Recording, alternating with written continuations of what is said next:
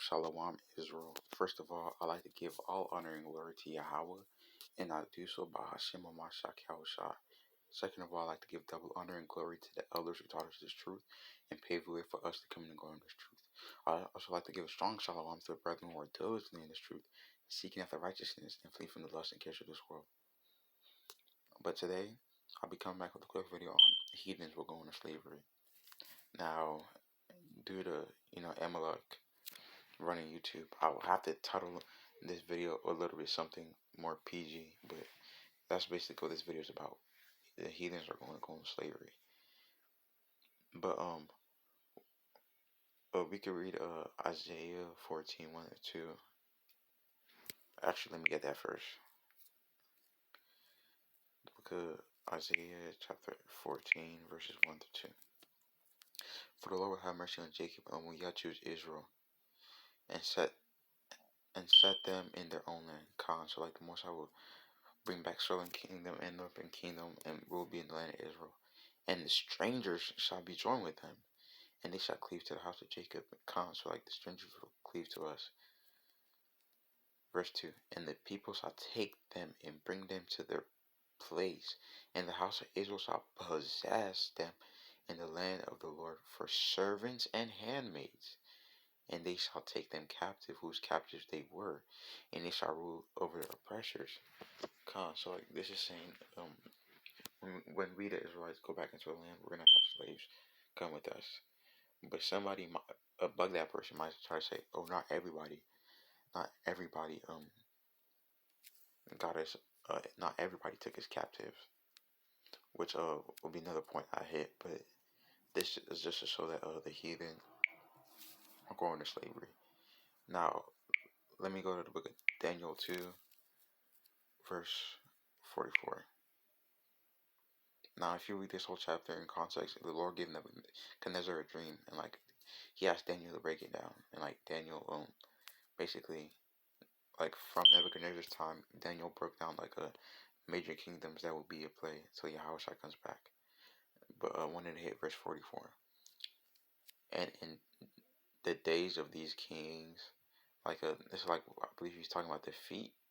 Yeah, the verse 42, as the toes of the feet were part iron and part clay, so the kingdom shall be partly strong and partly broken.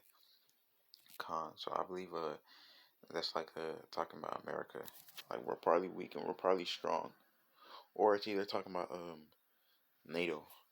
I'm pretty sure it's talking about NATO, how it's partly like NATO and America technically, how it's partly weak and partly strong, but which is another breakdown. But let me go back to verse 44, and then so like this is talking about like current context and future context, and in days of these kings, which the kings are right now.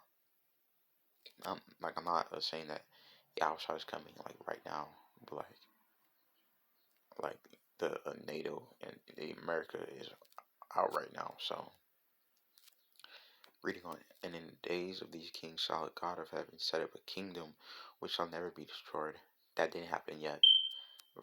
Reading on, and the kingdom shall not be left to other people. So like to cut not to cut Isaiah 14, but like to cut the misconception of Isaiah 1 and 14, saying, oh, some of the heathen will be left, like will help us enslave the other heathen.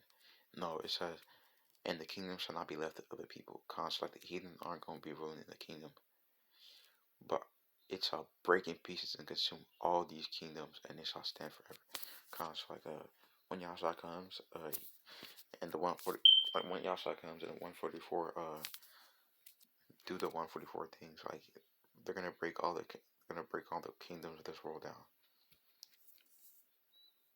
So like I just proved that through the spirit of the Lord Yahweh and Yahushua, I just proved that heathens are gonna go into captivity, and two not some heathens like won't escape. It's not cute. That's not like I just proved that every heathen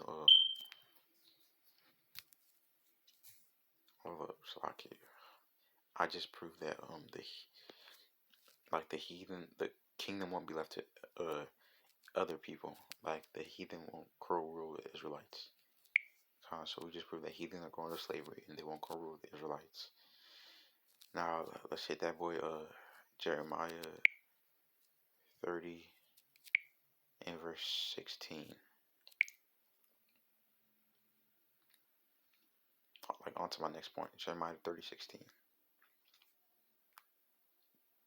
Therefore all they that devour thee shall be devoured, and all thine adversaries, every one of them shall go into captivity, and they that spoil thee shall be spoiled, and all that prey upon thee will I give her prey. So like with this verse in Isaiah 14:1-2, like it clearly says all of our captive, all of our adversaries, everybody that spoils us and give us our prey, like will be retributed. Like all those things will happen to them. Now back to my point that I made earlier when I was reading Isaiah 14:1-2. Like some may say, oh, not every nation had it in captivity. Well, if you say that, you're a goddamn liar. It's like you're for the vulgar language, but I just had to say it. But anyways, let me prove it. Book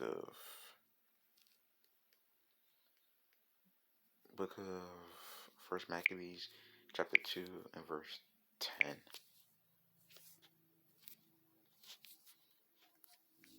First Maccabees 2:10. What nation had not had part in her kingdom and gotten of her spoils? Now, if you read this, I believe like if you read this, it's talking about like Jerusalem or Israel as a whole. Like yeah, I believe you read verse 6, and when he saw the blasphemies that were committed in Judah and Jerusalem, so like this is going into Maccabees, brother. Like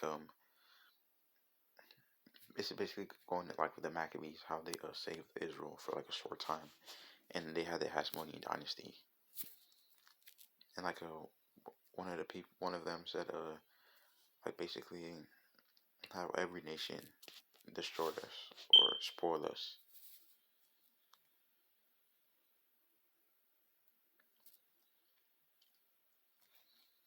So and like Jeremiah 30:16 says every nation that spoiled us will be spoiled, I believe, or something to that similitude. Jeremiah 30:16. And they that spoil these shall be spoiled. So like if the one of somebody in Maccabees is making that question, like and obviously it's a rhetorical question, meaning that all nations spoiled them. So at the very least, all nations are going to be spoiled because they spoiled us, the Israelites. But anyway, this is just my quick video on heathens going to captivity. But anyways, I hope somebody got edified, and I hope y'all had a beautiful new one. But I like to give, and I pray y'all pray for me as I pray for y'all, and I pray y'all pray for each other. But I like to give all honor and glory to Yahweh, and I do so by Hashem Mashiach Yahushua. Shalom.